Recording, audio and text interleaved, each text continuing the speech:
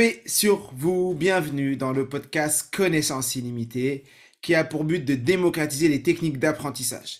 Il parcourt la vie de plusieurs personnes inspirantes pour vous démontrer que la réussite est à portée de tous et je suis heureux de lancer aujourd'hui le premier épisode de ce podcast, plutôt l'épisode 0 parce qu'il est particulier. Dans cet épisode, je vais me présenter, vous raconter mon histoire, comment je suis passé de 0 à 10 000 élèves en 18 mois, par où je suis passé, quel est le processus que j'ai mis en place. Et comme je lance ce podcast et que je vais inviter plein de personnes super inspirantes les semaines à venir, vous allez voir, il y aura des témoignages exceptionnels de personnes que vous voyez régulièrement à la radio, à la télé ou sur les réseaux sociaux et vous comprendrez par où ils sont passés, qu'est-ce qu'ils ont dû mettre en place pour en arriver là. J'ai été obligé de commencer par vous expliquer mon histoire, qui je suis, qui est Mohamed Bouclé, qui est cette personne qui lance ce podcast, qui est cette personne que vous voyez régulièrement sur les réseaux sociaux, qui est cette personne qui nous parle toujours de techniques d'apprentissage, de mémorisation, de lecture rapide. Est-ce que lui, il est plus intelligent que les autres? Est-ce qu'il a plus de capacités? Eh bien, vous allez découvrir tout ça dans cet épisode. Je vais me dévoiler tout simplement. Donc moi, je m'appelle Mohamed Bouclé, j'ai 34 ans et je suis formateur. Je suis également conférencier et auteur parce que je lance mon premier livre aux éditions Robert Laffont qui sort le 2 février et que vous pourrez retrouver dans l'ensemble des librairies, des FNAC et sur tout le territoire français. Et j'en suis super, super fier parce que moi qui ne lisais pas et qui était incapable d'écrire une ligne, aujourd'hui je suis auteur, conférencier et formateur. Mais avant d'en arriver là, qui je suis? Je suis papa de deux enfants, un de 5 ans et un de 2 ans. Je suis né dans une famille nombreuse. Mes parents, mon père est arrivé dans les années 70 en France. Il avait 20 ans, il avait tout laissé au Maroc. Il avait laissé ses parents, il n'était pas encore marié. Un peu après, il s'est marié. Et il y a eu ma mère, elle a eu plusieurs filles, j'ai plusieurs sœurs, j'ai 6 sœurs, je suis le seul garçon. Et à un moment, mon père, il faisait les allers-retours, hein. Il était en France, il revenait pendant un mois, 2 mois l'été. Et fin des années 80, ma mère a réussi à venir en France. Et à ce moment-là, mon père était ici avec l'ensemble de mes sœurs. Et c'est à ce moment-là que je suis né. Je suis né en 88 pour tout vous dire. Et pour mes parents, c'était un signe d'espoir pour eux de venir en France, de permettre à leurs enfants de réussir leurs études, de ne plus galérer tout simplement. Et le jour où ils m'ont eu, parce que ma mère, pour le dire, hein, ma mère a eu 5 filles, même 6 filles, pour 6 filles avant de m'avoir, parce que j'ai une de mes sœurs qui est décédée lorsqu'elle avait 2 ans au Maroc, je l'ai jamais connue, paix à son âme. Et le jour où ma mère m'a eu, mes parents m'ont eu, c'était un peu une fierté pour eux et d'avoir un garçon. Et on sait que dans le monde maghrébin, le fait d'avoir un fils, c'est super important.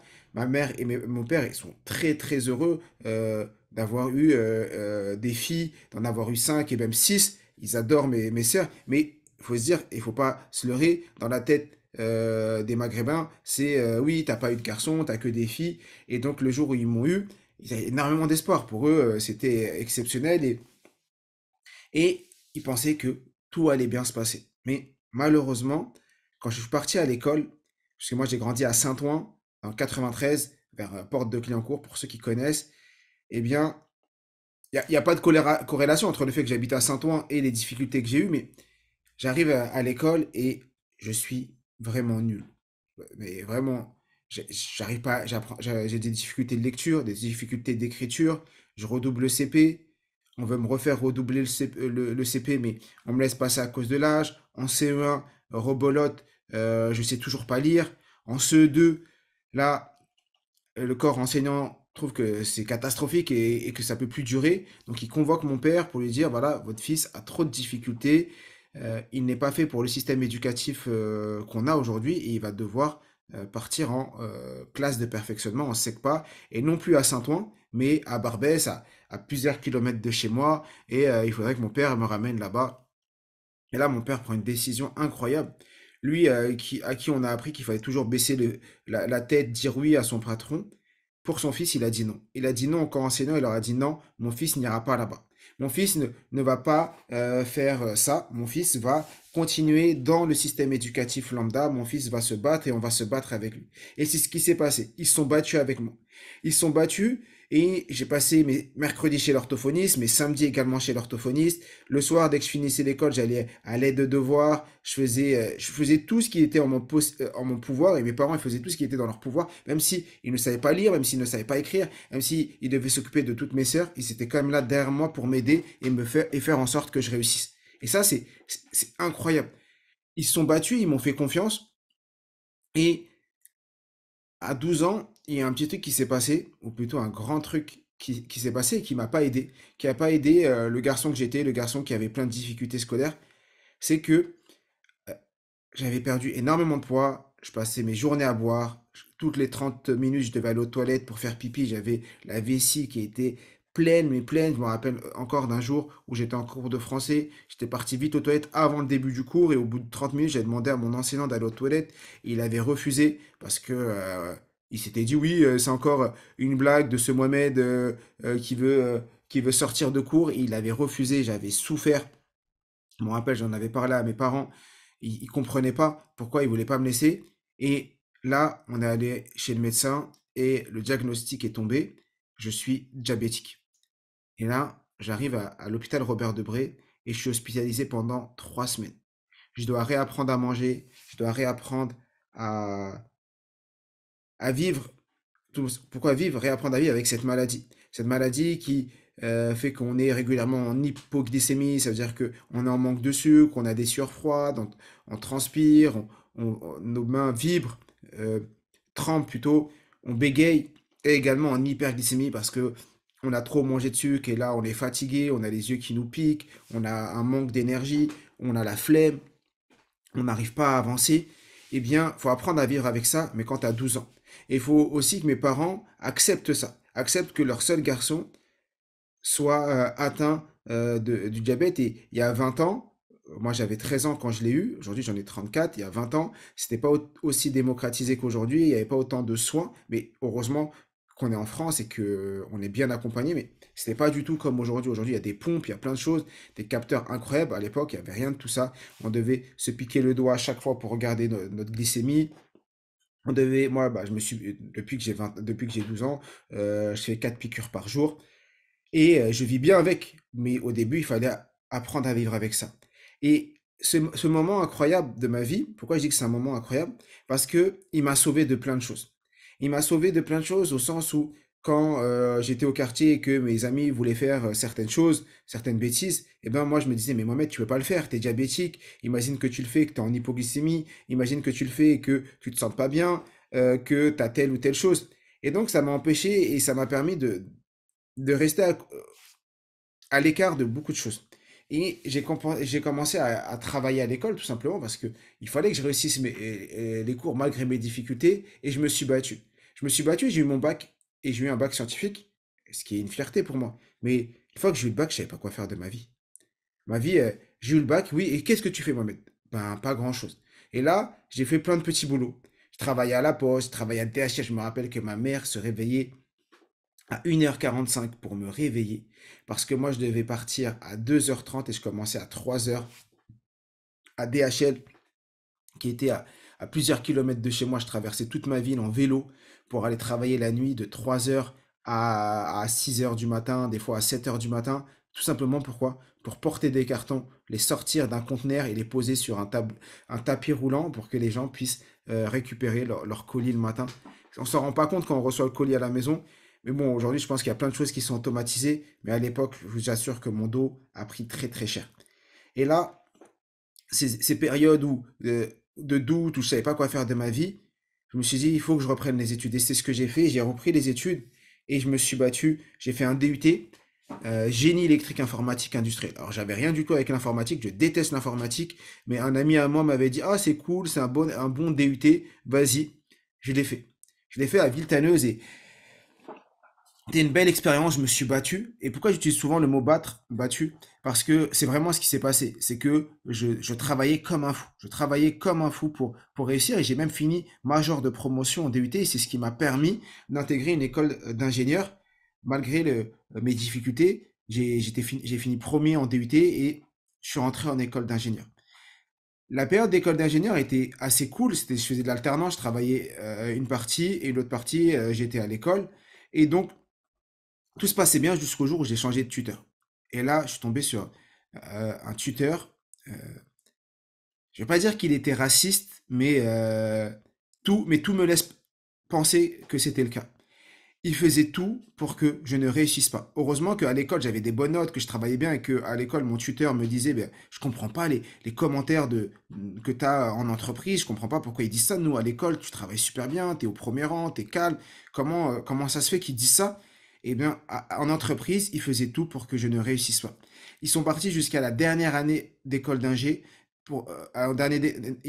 dernière année d'école d'ingé quand je devais soutenir, mon mémoire, ils ont fait en sorte de me donner tellement de projets pour que en vrai, je réussisse pas et donc ce qu'ils faisaient, c'est que j'arrivais le premier au bureau, je partais super tard du bureau, je travaillais le week-end, je demandais à mes beaux-frères qui étaient dans l'informatique de m'aider. Ils m'avaient donné 3 projets différents. Normalement, c'est un projet de fin d'études, moi j'en avais eu 3 sur 3 thématiques différentes.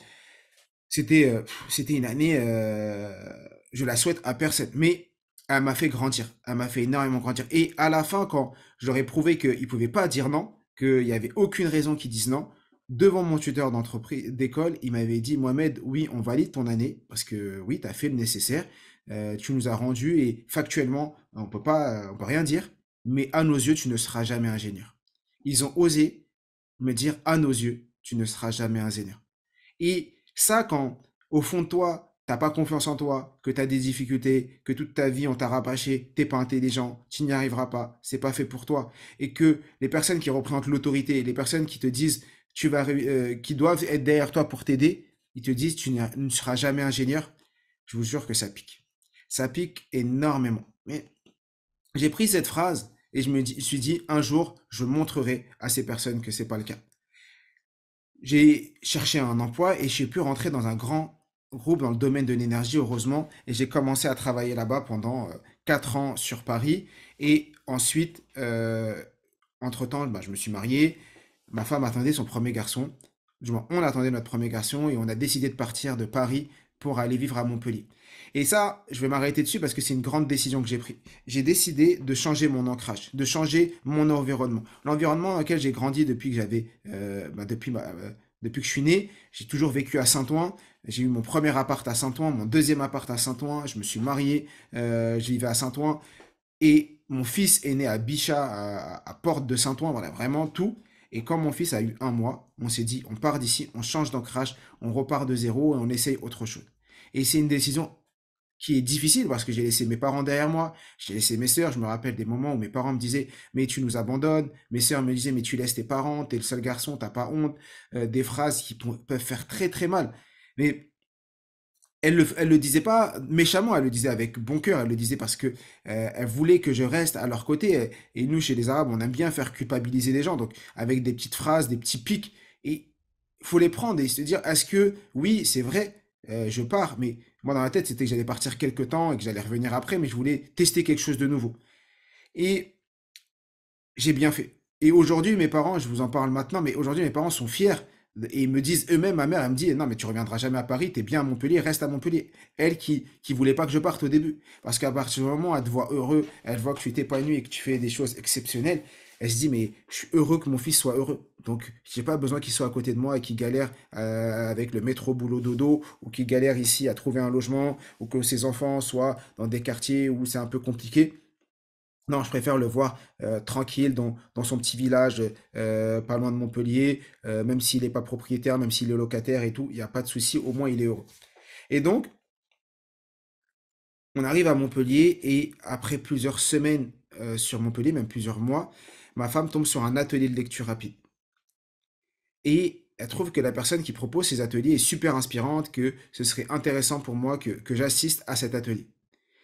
Et un jour, je rentre du travail, on était en février 2019, elle me dit, Mohamed, je t'ai inscrit, non, j'aimerais que tu ailles à un atelier de lecture rapide.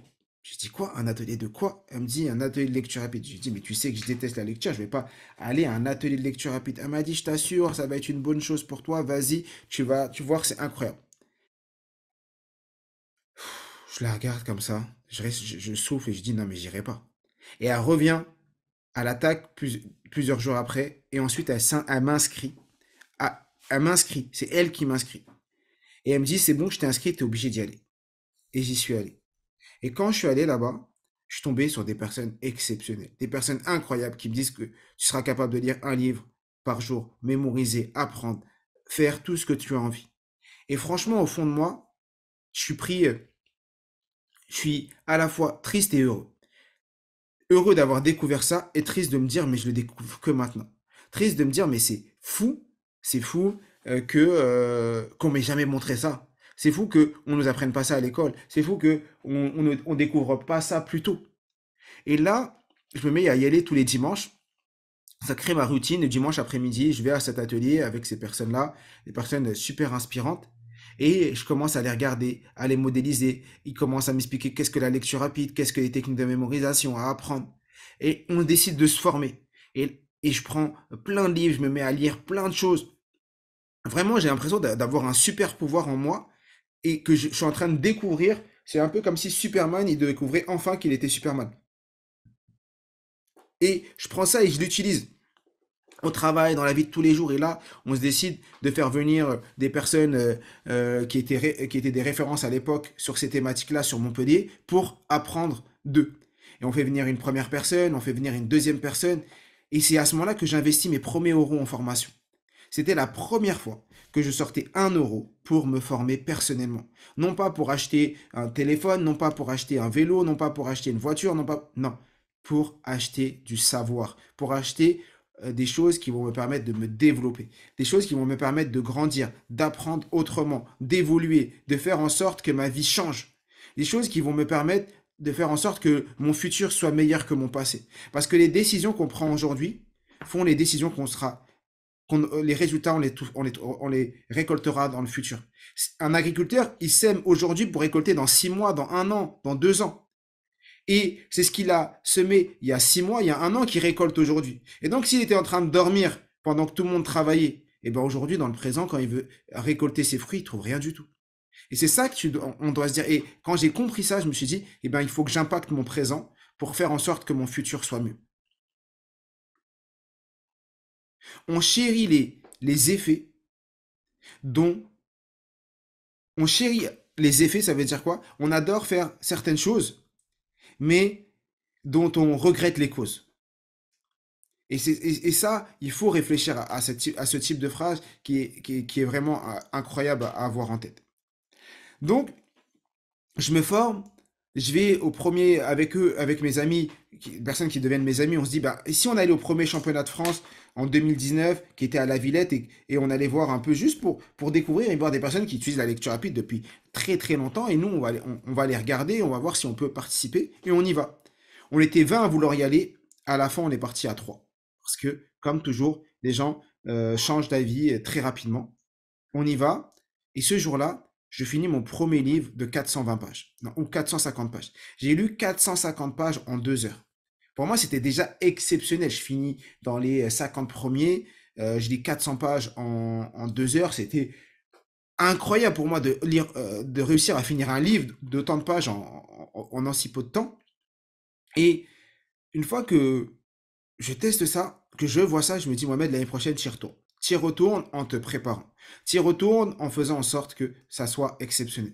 Et en parallèle de ça, un ami à moi qui habite à Montpellier, qui avait une association d'une création, parce qu'il avait l'objectif de créer une école sur Montpellier, me dit, Mohamed, on aimerait bien lever des fonds et on aimerait bien que toi qui te formes depuis plusieurs mois aux techniques d'apprentissage, tu viennes faire une formation pour nous et l'argent que les participants vont donner pour participer à la formation, eh ben, on va les reverser directement à l'association. Donc toi, tu fais ça bénévolement, nous, ça nous fait gagner de l'argent, et toi, ça te fait commencer, et ça te fait essayer de faire des formations. Et je dis oui. Du moins, je dis non, et eux, ils me disent si, ce sera oui. Et le truc, c'est que j'avais 3 semaines. Ils me proposent ça début octobre, et ils me disent on fera ça fin octobre 2019. Et donc, j'ai 3 semaines pour pondre une formation. Et là, je passe 3 semaines incroyables. 3 semaines où j'avais pas une seconde pour moi. Dès que j'avais une seconde, c'était je me forme et je prépare ma. C'est-à-dire, j'avais repris tous les livres de formation, je m'étais reformé, j'avais repris mes formations en ligne, j'avais regardé des vidéos sur YouTube et en même temps, je faisais mes slides, je préparais mon discours et je me dis waouh, je vais faire une formation à des personnes que je connais pas qui vont venir m'écouter. Et j'ai fait une formation d'une journée à 20 personnes à la fin de la journée. C'était extraordinaire. Je crois que j'ai jamais pu retrouver ce niveau de gratitude suite à cette journée parce que c'était la première fois que je formais des gens et surtout que je passais une journée exceptionnelle à partager ma passion. Et j'avais vu dans le regard des gens des choses fantastiques, de l'espoir, des personnes qui disaient ben, je pourrais réussir. Et c'est à ce moment-là que j'ai rencontré une de mes premières élèves qui s'appelle Kautar, qui est aujourd'hui vice-championne du monde de mind mapping, qui aujourd'hui en doctorat de neurosciences. Et ben, c'était lors de cette formation. Elle était là à ma première formation et aujourd'hui elle m'accompagne. Elle est là sur quasiment toutes mes formations. Elle est même personne ressource. Et d'autres personnes également que j'ai rencontrées un peu après, comme Naïma. Si parmi vous, il y a des illimités qui m'écoutent, des élèves à moi, bah vous la connaissez, Naïma. C'est elle qui fait les lives tous les vendredis pour répondre à toutes vos questions. Elle qui était là aux premières heures de connaissances illimitées. Donc, après ça, je crée mon association, parce que là, je fais ça pour quelqu'un d'autre. Je crée ma propre association Connaissance Illimitée et je me mets à démocratiser ce savoir. J'ai tellement aimé que je me suis dit, allez Mohamed, partage, partage. Et donc, je commence à faire des lives sur Instagram. Je lance mon Instagram. J'avais 200, j'avais 150 personnes. Je fais des lives. J'essaie de faire des formations sur Zoom. Je partage parce qu'on tombe sur, c'est la période du Covid et donc on peut plus faire de physique. Et je lâche pas, je partage et je continue ma vie de salarié, je continue à me former, je continue à m'entraîner et je me dis, j'ai toujours en tête les championnats de France qui auront lieu en juin 2020 et j'arrive au championnat de France et là, j'y vais pour la lecture rapide. Mais ce qui est incroyable, c'est que je deviens triple champion de France de mind mapping parce qu'il y a 3 épreuves au championnat de France et je gagne les 3 épreuves et donc je suis champion dans chacune des catégories. Donc je deviens triple champion de France de mind mapping et en lecture rapide, j'arrive 9e. Et heureusement que j'arrive 9e. Parce que si j'étais arrivé premier ou dans le top 3, je me serais dit c'est bon, Mohamed, t'as atteint ton objectif. Et là, je me suis dit non, Mohamed, t'as pas atteint ton objectif. Ton objectif, c'était de finir dans les 3 premiers. Donc l'année prochaine, tu reviendras.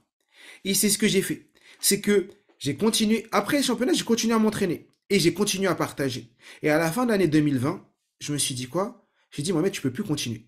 Tu peux plus continuer à la fois à avoir ta vie de famille épanouie, parce que pour moi, la famille est très important, avoir le fait que tu sois salarié et le fait que tu as envie de partager ça à un maximum de gens et impacter les gens. Et voilà, vois ce que tu arrives à faire en travaillant que le soir et le week-end sur ce projet. Et imagine ce que tu pourrais faire si tu travaillais à temps plein sur ce projet. Et donc, je décide d'arrêter mon salariat. Moi qui étais cadre dans un grand groupe dans le domaine de l'énergie, moi qui gagnais très bien ma vie, moi qui payait pas l'électricité parce que grâce à dans la boîte dans laquelle je travaillais, on payait pas l'électricité. Je lâche tout ça pour me lancer dans ce projet. Ce projet d'aider les gens. Et je lance ce projet. 1er janvier 2021, je transforme mon association en société et je crée ma société Connaissance Illimitée. Et là, je me lance. Je me lance et j'ai en tête une seule chose, faire en sorte qu'un maximum de Français découvrent les techniques d'apprentissage, que ce savoir soit démocratisé et qu'un maximum de gens le découvrent. Je prends cette décision et j'y vais. J'y vais et je commence à partager, à continuer à partager en faisant des lives, en faisant des formations en ligne. Je commence à faire des conférences en France, des fois même à l'étranger. Et je partage, je partage, je partage. Et j'ai toujours ça en tête. Il faut partager, il faut partager, il faut partager et ne rien garder. Dès que j'apprends quelque chose, je le mets en application et je le partage. Le AAP, j'apprends, j'applique, je partage. J'apprends, j'applique, je partage. J'apprends, j'applique, je partage. Et je fais que ça, que ça. Et avec mes élèves, on décide d'aller au championnat du monde qui ont lieu en mai 2021. Et là, on y va ensemble. On se donne comme objectif d'aller se confronter aux meilleurs et se dire, et si nous, les personnes de la paillade, de la banlieue, des personnes qui n'avons pas forcément l'accès à ce savoir depuis très longtemps, et si nous, on allait montrer ce qu'on a dans le ventre. Et donc, on va au championnat du monde Et ce qui est incroyable, c'est que je suis devenu vice-champion du monde de lecture rapide en lisant un livre de 170 pages en 17 minutes. Et pourquoi je vous raconte tout ça? Parce que vous voyez le chemin. Je suis d'abord allé une première fois en championnat juste pour voir. La deuxième fois, je suis arrivé neuvième. La troisième fois, je suis allé au championnat, non pas de France, mais au championnat du monde. Et je suis arrivé le deuxième lecteur le plus rapide au monde. Et ça a été des étapes. Ça n'était pas du jour au lendemain. Ça a été des centaines et des centaines de livres lus. Des centaines et des centaines d'heures de travail, d'entraînement, d'essais-erreurs et de réajustement, des tests que j'ai fait avec mes élèves, parce que tout ce que j'apprenais, je l'appliquais avec mes élèves et je l'appliquais avec moi, et je regardais si ça fonctionnait avec eux, est-ce que ça fonctionnait avec moi. Kautar est arrivé vice-championne du monde de mind mapping également. Et là, on lâche pas l'affaire. Moi, je continue à partager, je continue à démocratiser ce savoir. Je démocratise en faisant des formations en ligne, en allant sur les réseaux sociaux. Et là, il y a certains médias qui me contactent, qui me disent, Mohamed, viens, on aimerait que tu viennes nous parler de tout ça. Ça me tombe dessus. J'ai pas fait d'action pour, ça me tombe dessus. Et là, je commence à intervenir sur Fun Radio, le Midi Libre, sur différents médias également, et je continue à démocratiser. La fin de la première année de connaissances illimitées, j'étais presque à 2500 ou 3000 élèves accompagnés. Pour moi, c'était incroyable d'avoir pu accompagner 3000 élèves en un an et d'avoir créé un engouement derrière la lecture rapide, derrière les techniques d'apprentissage. Et là, je veux continuer. Et 2022, je commence 2022 comme j'ai fini 2021, en donnant toute mon énergie, en partageant, en continuant à partager tout simplement. Et là, il y a une maison d'édition qui me contacte et qui me dit, Mohamed, ce serait bien que tu démocratises ça, mais à plus grande échelle et que on réalise ensemble un livre. Et ce qui était fou, c'est que j'avais déjà en tête ce projet de livre. J'avais déjà commencé à écrire ce livre. Je l'avais déjà écrit quasiment, je l'avais quasiment fini. Et au moment où je voulais le sortir, je voulais le sortir en mai 2021, 2022. Là, la maison d'édition me contacte et pile au moment où je voulais sortir, elle me contacte pour me dire, Mohamed, on aimerait t'accompagner sur un projet de sortie de livre. Et là, je me dis, mais c'est fou. Moi, j'ai un livre que j'ai écrit et vous voulez que je sorte un livre. Donc, je leur présente. Bon, ils me disent que mon livre est pas forcément aussi bon que ça parce que forcément, moi, c'était la première fois que je me mettais à écrire. Et ils me disent, bon, on va prendre quelques semaines pour retravailler ton livre avec toi. On va l'améliorer, on va le peaufiner. Nous, on a notre vision de maison d'édition. Donc, c'est de maison d'édition. Toi, tu as ta vision d'expert et on va travailler ensemble. Pendant que je travaille sur mon livre, bah donc tout l'été 2022, je travaille sur mon livre. En même temps, je continue à partager. Et là, je fais des médias un peu plus grands, importants, comme Combini, comme Canal+, et d'autres médias également qui me font intervenir. Et ma fierté, et plus je fais ça, plus aussi il y a les élèves qui commencent à nous rejoindre. Et là, sur 2022, il y a presque 7000 élèves qui nous ont rejoints. 7000 personnes qui ont rejoint les Illimités. Plus le projet Mention très bien, qui est un projet spécifique étudiant qu'on a lancé uniquement pour les étudiants, les collégiens, les lycéens, les personnes à la fac, personnes qui veulent avoir mention très bien, tout simplement, à qui on n'a jamais montré comment apprendre autrement à l'école, comment apprendre autrement pour mieux réviser, pour mieux gérer son temps, les choses dont on a besoin quand on est étudiant. On nous a jamais appris ça. Et donc, moi, je me suis dit, bah, je vais faire aussi un programme pour eux. Et juste sur Mention très bien, on a déjà plus de 1000 élèves qui nous ont rejoints. Et quand je vous raconte ça, en vrai, je suis pris, je comprends pas. Même moi, je comprends pas. Je comprends pas qu'est-ce qui se passe. Je comprends pas que, en vrai, je me rends compte une seule chose, c'est que avec mon équipe, on a une seule préoccupation, faire en sorte que vous réussissiez, faire en sorte que les illimités réussissent, faire en sorte que les illimités apprennent et se transforment, faire en sorte que les illimités puissent atteindre l'excellence. Et donc, comme on n'a que cet objectif et qu'on est focalisé dessus, eh bien après, les fruits, on récolte les fruits, tout simplement. Et on fait que semer. On sème en faisant donc ce podcast, on sème en faisant des vidéos gratuites sur YouTube, en faisant des visuels de qualité. Et aujourd'hui, Connaissance Illimitée, c'est presque 10 personnes qui travaillent autour de moi pour m'aider à démocratiser les techniques d'apprentissage. J'ai fait un TEDx et on m'a invité, même j'en ai fait deux, où j'ai parlé de la lecture rapide. Et quand on m'a invité pour faire le TEDx, je vous le raconte, mais c'était extraordinaire. moi qui pouvais pas parler en public, vous savez, quand j'ai fait ma soutenance du diplôme d'ingénieur, j'ai vomi avant la soutenance. Et au travail, quand je devais faire des présentations, des fois, ça m'arrivait d'aller vomir avant tellement j'étais stressé. Mes chefs ne l'ont jamais su. Et là, je vous partage. J'avais la boule au ventre, j'avais l'impression que la terre était en train de se tourner autour de moi et elle allait m'écraser. J'avais des sueurs froides, j'avais l'impression que tous les regards étaient sur moi. Et surtout avec mon diabète, quand ça m'arrivait, j'ai l'impression d'être en hypoglycémie. Et donc je me disais, mais est-ce que c'était l'hypo ou en vrai c'était le stress? Et en vrai c'était le stress. Et comme j'étais stressé, ça a impacté ma glycémie et donc c'était un cercle. C'est en vrai, c'est le serpent qui se mord la queue. T'es stressé, ça te met en hypo, t'es stressé. Et donc je continuais comme ça. Et ces techniques d'apprentissage qu'on va démocratiser dans ce podcast et quand on va vous partager la vie de personnes super inspirantes, vont montrer que la vie, on voit les choses à la télé, on voit les choses dans les médias, on voit les choses dans les réseaux sociaux, mais c'est pas forcément ça la vraie vie. La vie, c'est que les personnes, ils se sont battus, ils se sont entraînés, ils se sont dépassés. Je me rappelle que quand j'étais salarié, je me réveillais à 5 heures du matin. Je me réveillais à 5 heures du matin pour travailler de 5 à 7h30. Donc je lisais de 5 heures à 7h30. Je lisais, je faisais des mind mapping, je m'entraînais et ensuite j'allais faire mon travail pour que quand je rentre le soir à 17 heures, je puisse m'occuper de mon association et de m'occuper de ma femme et de mon fils. À l'époque, j'en avais qu'un. Et donc, comme je pouvais pas le faire le soir, bah, j'avais trouvé la solution. C'était, bah, tu vas travailler sur ton sommeil et donc je dormais plus que 6 heures. Mais ça, c'est parce que j'avais une mission précise, j'avais un objectif clair. Et c'est comme ça qu'il faut réfléchir. Quand tu as des objectifs et que tu ne peux pas réussir, trouve-toi une solution. Si tu ne peux pas passer par la porte, passe par la fenêtre. Si tu ne peux pas passer par la fenêtre, passe par plus haut, passe par la cheminée. Trouve des solutions pour atteindre les résultats que tu t'es donnés. Et c'est comme ça que tu dois réfléchir. Et plus tu réfléchiras comme ça, plus tu auras de chances d'atteindre tes objectifs.